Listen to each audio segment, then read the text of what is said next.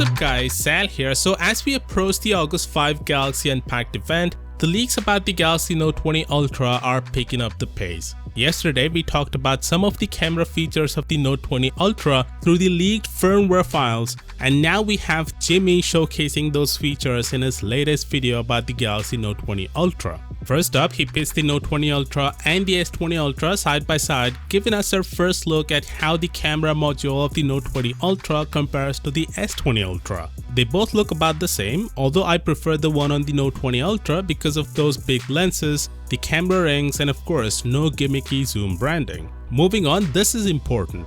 Jimmy showcases the Pro Video setting where you can select the video resolution. And there we can see an option to record 120fps video at 1080p resolution. Finally, there's an option to record at 120fps to take full advantage of that high refresh rate display. Also, he showcases the new 21:9 aspect ratio for video recording, which applies to both 8K and normal video recording, something we've talked about yesterday. Moving on, it's being rumored multiple times that Samsung got rid of that gimmicky 100x zoom feature in favor of a 50x zoom, and that's what the video shows. As you can see, it will be in 10x, 20x and 50x increments. But importantly, the optical zoom has been increased to 5 times instead of the 4 times on the S20 Ultra. Jimmy says Samsung has considerably improved the zoom quality on the Note 20 Ultra compared to the S20 Ultra. Then he showcases histogram. It acts as a graphical representation of the tonal distribution in an image. By looking at the histogram for a specific image, a viewer will be able to judge the entire tonal distribution at a glance. If you're into the photography, this is going to be useful.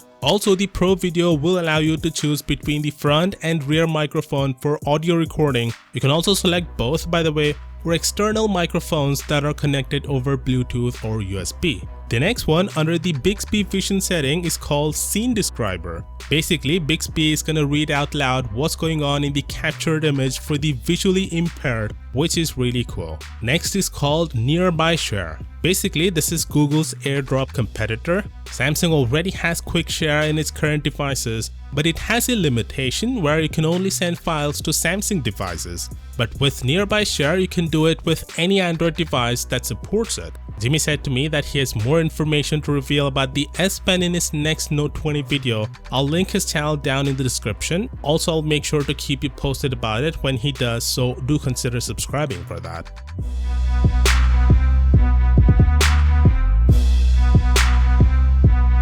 We also have an official image of the Galaxy Z Fold 2. Ice Universe shared this blurry image, which then Ben Geskin enhanced it, so it looks like this. Contrary to previous rumors, it looks like the Z Fold 2 will share the same camera module as the Note 20 Ultra.